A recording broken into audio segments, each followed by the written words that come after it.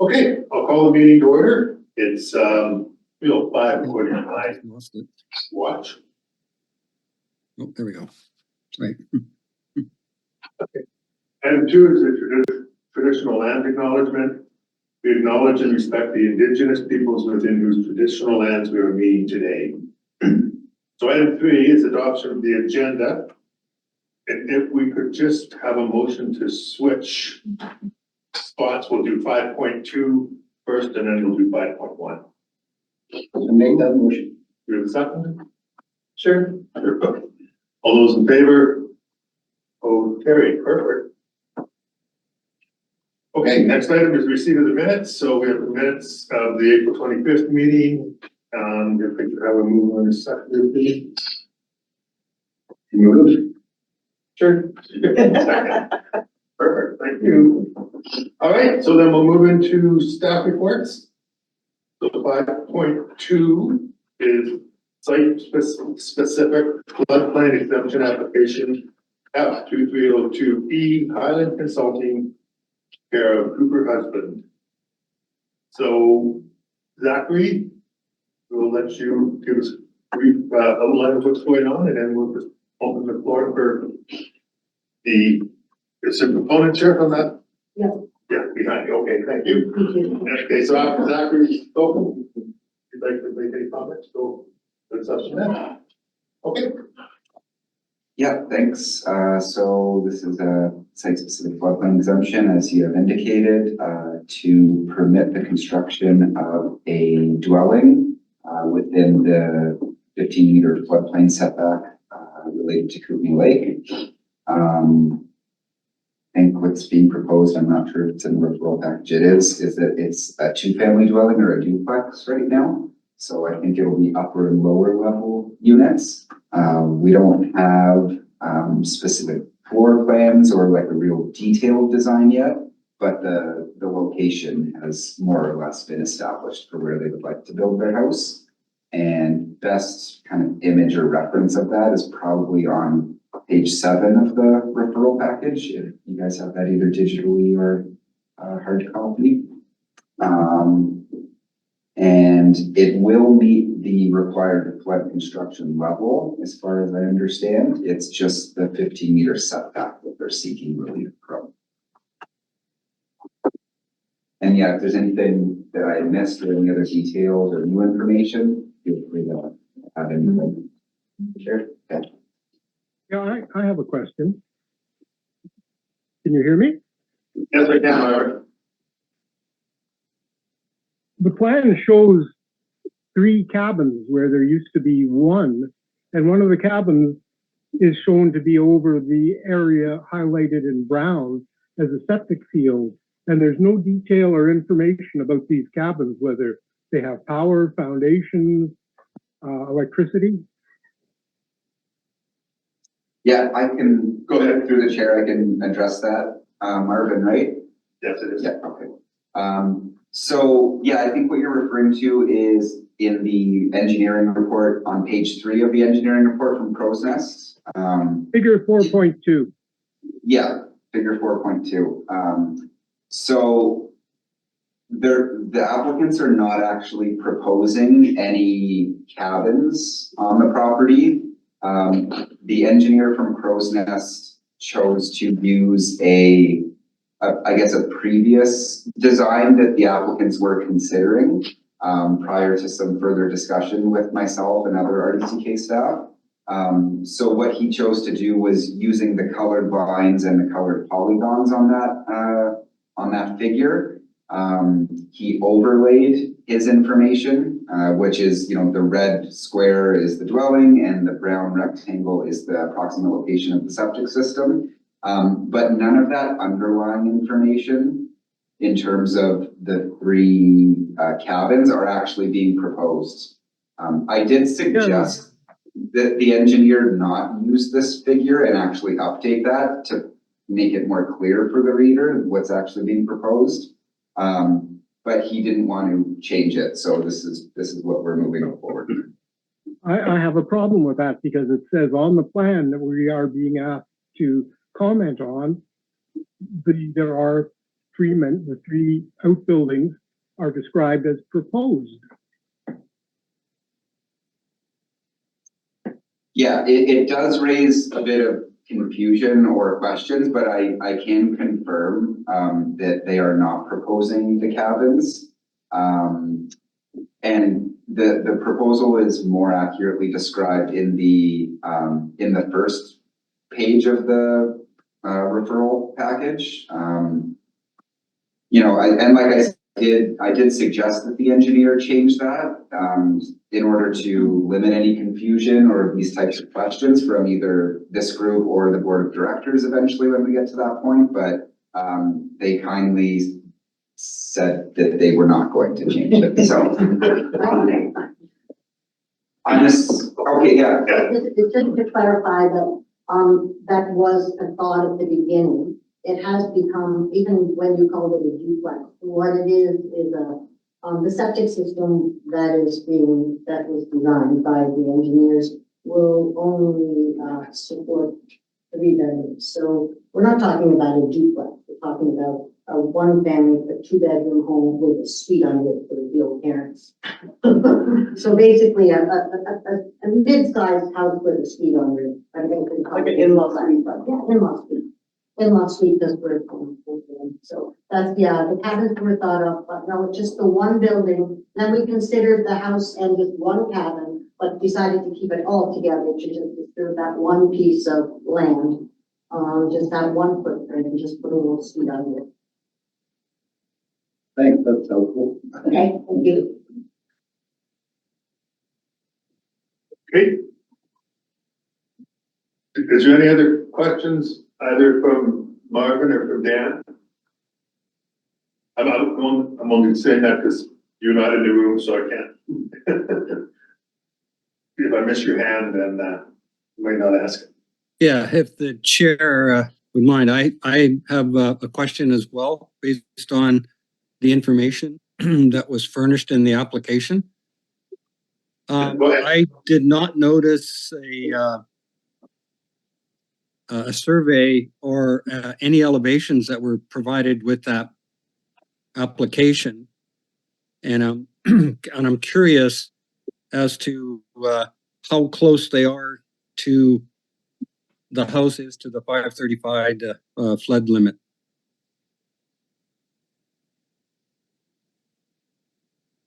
Can you answer that one? I don't know if I can answer that specifically. The engineer confirmed that they will meet the required 535.3 meters in this case. I believe what they've actually recommended is that to account for wave action on Kootenai Lake, they're actually recommending a minimum floor elevation of 535.6.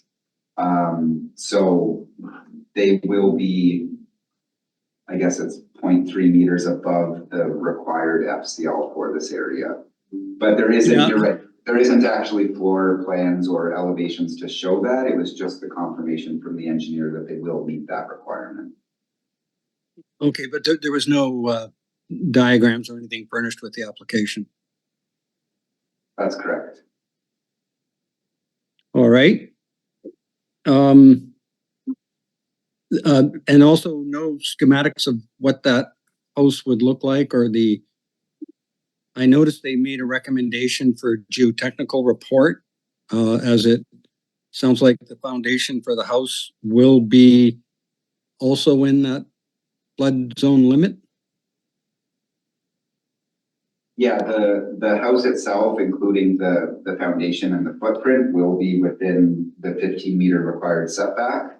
The closest point is, I believe, an actual, like a deck that's going to be, I don't know if it's going to be cantilevered or if it's going to It's be. not gonna be anymore. We decided to keep it all within. Okay,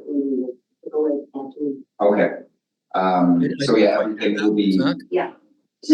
sorry, what's that? I didn't quite hear that explanation. Okay, Away. Yeah.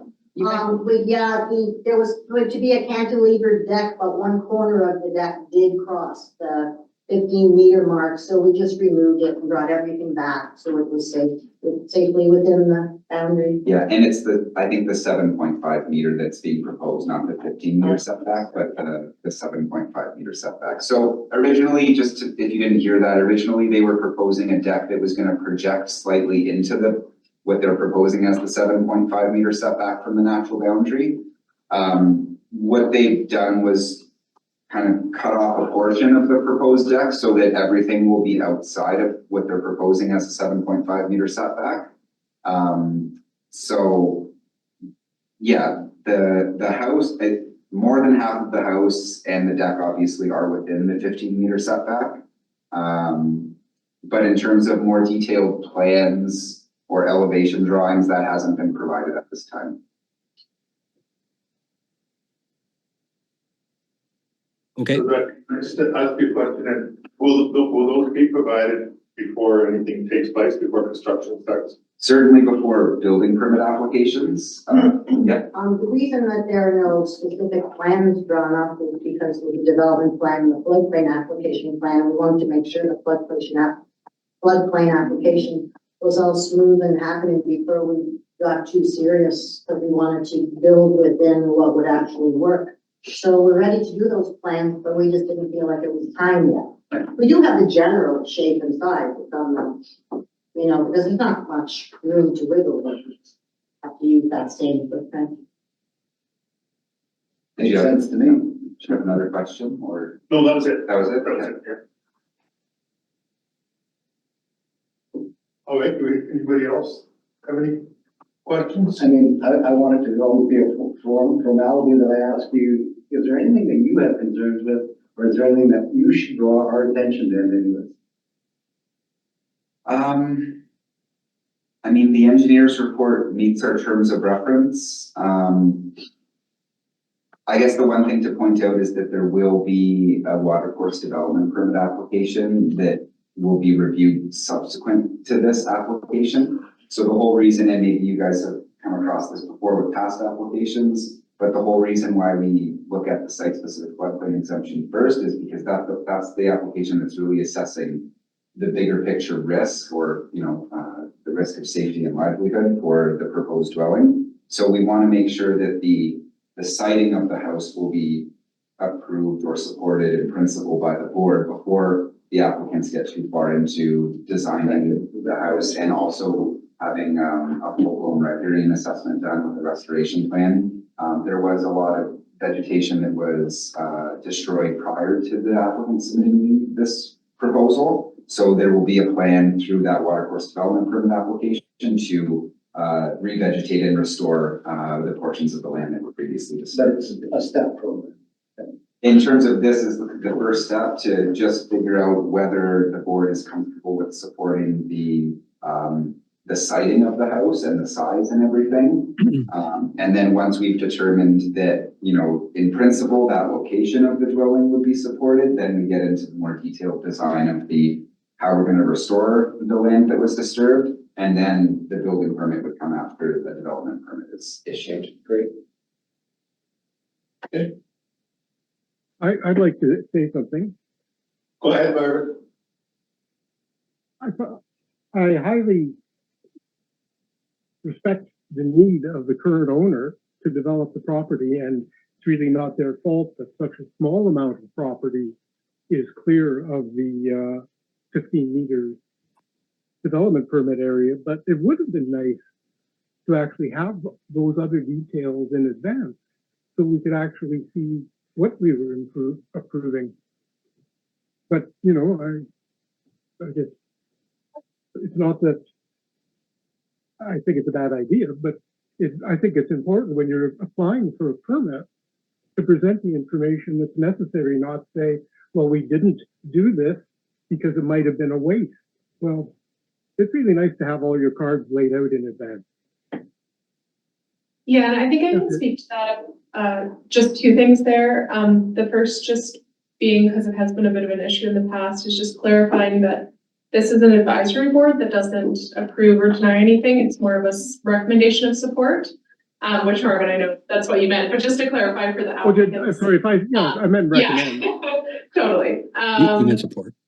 Yeah, and then, yeah, just the other, just from the applicant side, this is sort of how the process works. And so it is an interesting conversation to bring forward, but of course not, the fault of the applicants that this is how that process works.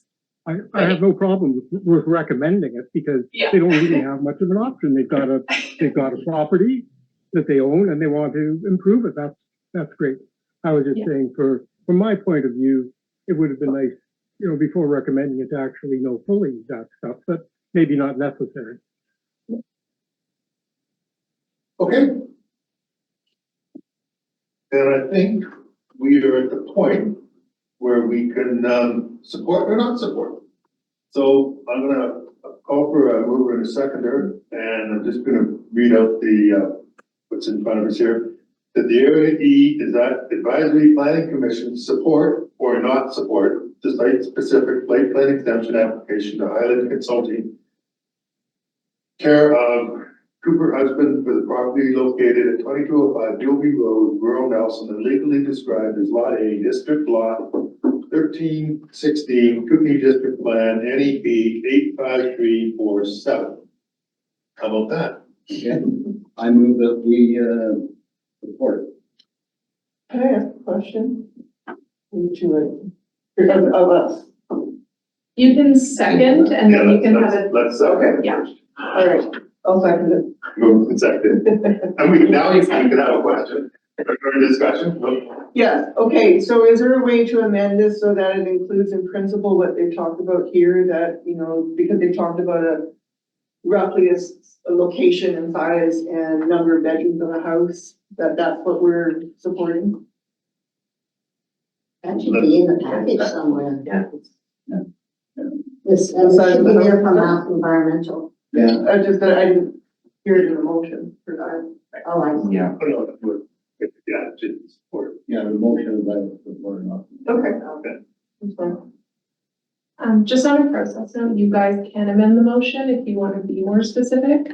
In this case, if what's already stated in the support or in the report would be what you're supporting, you wouldn't need to specify that. But if there was something outside, so say, there was some other condition that you guys felt was important, you could amend the motion to say that. So I just provide these draft motions for convenience, so you don't have to do it yourselves. So we don't have to think about Yeah. it. Yeah. So you don't want me to read them out? Is that what you're saying? I love when you read them out. I've got a question. I see your hand, Margaret. Go ahead. Yeah, Dan, sorry. yeah, okay. From my perspective, I appreciate the owners wanting to build on a very narrow lot. I think given other things that we've seen, I don't support it as it's written. So that would be my comment on this. I think if there was a little bit more information, because we're trying to establish the distance of the floodplain and how relevant that is to the structure. And for me, I don't feel that information is available given the application.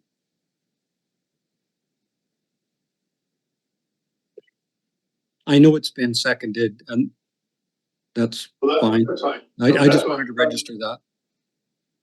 Okay.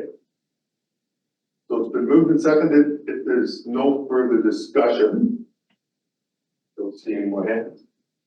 All those in favor? And opposed? So I see one hand opposed. Becky? Clarifying if- Opposed to, but we have a majority. Maybe just ask for a verbal Yeah. call. Marvin, that was you opposed? I support the application. Oh, you support, okay. This is Marvin. A delayed hand, Marvin, I okay, support. sorry. And Dan, you were opposed? Yes, Okay, that is delayed, so now that I'm looking at it, sorry. All right, but it is carried.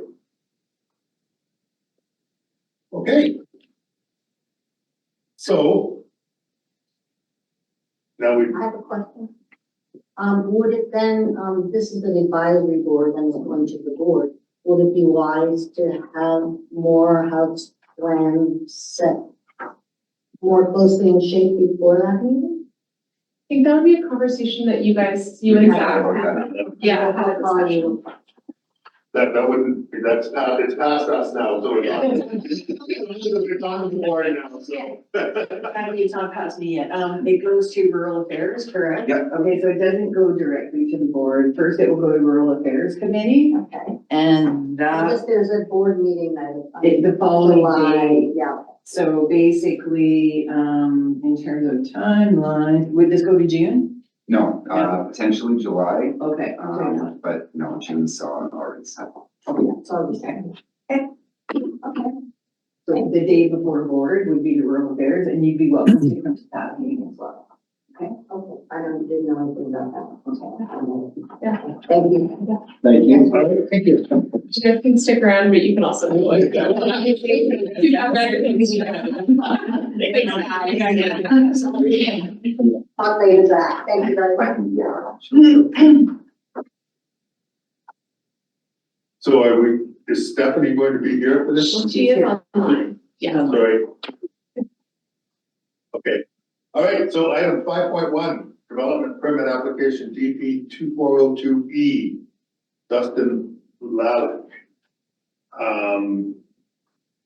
So Stephanie, could you update us on this package? Yeah, absolutely. So just a little bit of background, similar to the application that my colleague Zach just described. Originally, for this development proposal, there was a site-specific floodplain exemption. So back at the April 18th, 2024 regional board meeting, the board approved an exemption for this property. And that approval was for a reduction in the floodplain setback from Kootenai Lake from 15 meters to 8.86 meters. And that was to allow for the construction of the main residence on the property. And so since we've received that approval from the regional board, now the planning team is moving forward with the processing of the watercourse development permit application. And this is for 389 Park Avenue in Kootenai Lake Village, just outside of Proctor. So basically, the owners are seeking to develop a main residence and then a separate sleeping cabin on the subject property. And the riparian assessment really takes into account that residential development. And the development proposal involves construction on piers of the main residence to minimize environmental disturbance on site. The site is very challenged in terms of topography and the actual buildable footprint, so it's quite constrained and would qualify under the province as suffering from undue hardship. So I think at this stage, looking at the riparian assessment, staff have no concerns with the proposed restoration plan, and I'm happy to answer any questions. Thank you. Okay, I'm gonna come. okay, I see Dan. Dan, go ahead. Yep. We saw the original floodplain application when I was on the APHC in 21. I think the proponents here have done an excellent job of rethinking, and they've adjusted their plans. I think they've gone ahead and provided, even with the floodplain application that was submitted in January, a QEP report from Mass. They had a geotechnical report, engineering report, provided all the data necessary to make the decision. Plus, they compromised. I think, given where the houses are going to be built, the sleeping cabin and the main cabin, and the mitigations that they've made from the original application in 21, I think is commendable. And I think this project, I'd love to see all the projects come with this kind of information. I think it's outstanding. And I think it should be supported. I will support this application. The only question I have is that because it's built on pylons and the limited acreage that's available, that it can be subject to flooding. So I am making just an inquiry as to whether there should be a covenant. Just stating that. Stephanie. Thank you. Through the chair, there is already a covenant registered on title, and that was registered as part of a condition with the site-specific floodplain exemption approval. So that would have been registered following that April board meeting. And in that geotechnical report requesting the site-specific exemption, the professional engineer also recommended an increased flood construction level. So that's also incorporated into the restrictive covenant, which is actually now registered on title. Yeah, excellent. Okay. I think it's great. I support the application. Okay, any other questions from any of the members? My hand. Does the planner have any concerns that we should be thinking about? Thank you. Through the chair, I would actually echo Mr. Gatto's comments. It's really nice to see applicants revise their development proposal to better fit our riparian guidelines. I don't have the exact details in front of me, but I know that they went and looked at their original square footage of the proposed dwelling, and they scaled it back considerably, at least 1,000, if not 1,500 square feet. So this is one of those rare examples where an applicant has gone back and done the work and really took the original comments from 2021 to heart. And staff have no concerns with the proposal at this stage. Satisfied me. Thank you. Anything else from anyone? I would put a lot of weight behind what Dan Gatto has to say in this case because he was there in 2021. Short of that, I would have problems. And if I had been there in 2021, I would have said, stay away from the shoreline and go upland and chop that rock out. But we're far past that stage now, so I support this. All right, so I'm gonna look for a mover and a seconder. I'll read this one out again. I'll second it. Okay, I'll read it first. Okay. That the Area E Advisory Planning Commission support or not support the development permit application of Dustin Lawlett for the property located at 389 Park Avenue, Kootenai Lake Village, Proctor, and legally described as Strata Lot 31, District Lot 873, Kootenai District Strata Plan NES 3286, together with an interest in the common property in proportion to the unit entitlement of the strata lot as shown on Form V. We have a mover. Sure. It's been moved. I'll move it. Second, You can put it down. Yeah, we have them both. Any further discussion? If not, all those in favor? Opposed? Carried.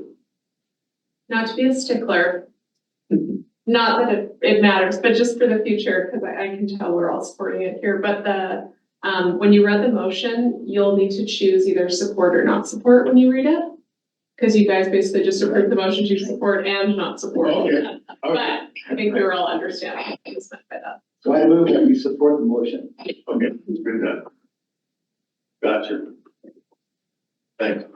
We're gonna put over ahead. Thank you all very much. Yeah. Right. Sorry, Stephanie, will this be going to RAC in June or July? Do we have an idea for the? Yeah, thanks. Through the chair to Director Graham, different from the site-specific floodplain exemption application, this development permit application has actually been delegated to our General Manager of Development Services and Community Sustainability to consider approval. So as soon as we have all the information ready, myself as the planner on this file will draft a memo to our general manager for her consideration of approval, including the draft development permit. So we're getting pretty close. It doesn't go to RAC, it doesn't. Any reason that it would like decline, then you would have the option to take it to the board. Okay. Okay, so that's where you stand on it now? Okay, thank you for clarifying that, and I want to thank everybody for all the, reading all those documents and all of your time. Thank Been a you. couple of years, Dan, thank you. Yeah. You have to invite us to a beach party. Oh, you're invited. Thank you. Thank you very much. You got the Nice to meet you too. Or Yeah, you can just leave it on. Thank you. very thorough report. Thank you. Thank you. Now you're- Even though it's just involving your archaeological assessment. Okay, They even have the archaeological assessment with this one.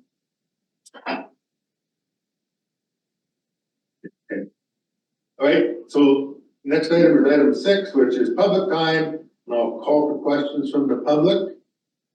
3:36. I'll just check online, because we do have There one. is one observer there. 2 members. I see that too, maybe. There's two. Was there 2? Sorry. It's kind of big. Oh, yeah.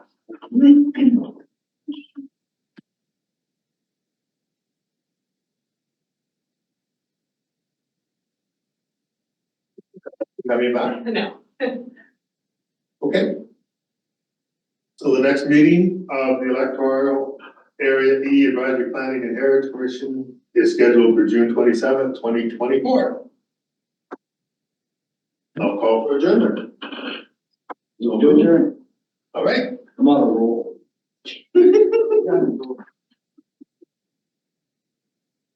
we're adjourned. Thanks for everyone tuning in online. Thank you See you for. next time. Thank See you next time. Bye, guys. All meetings should Okay, thank you.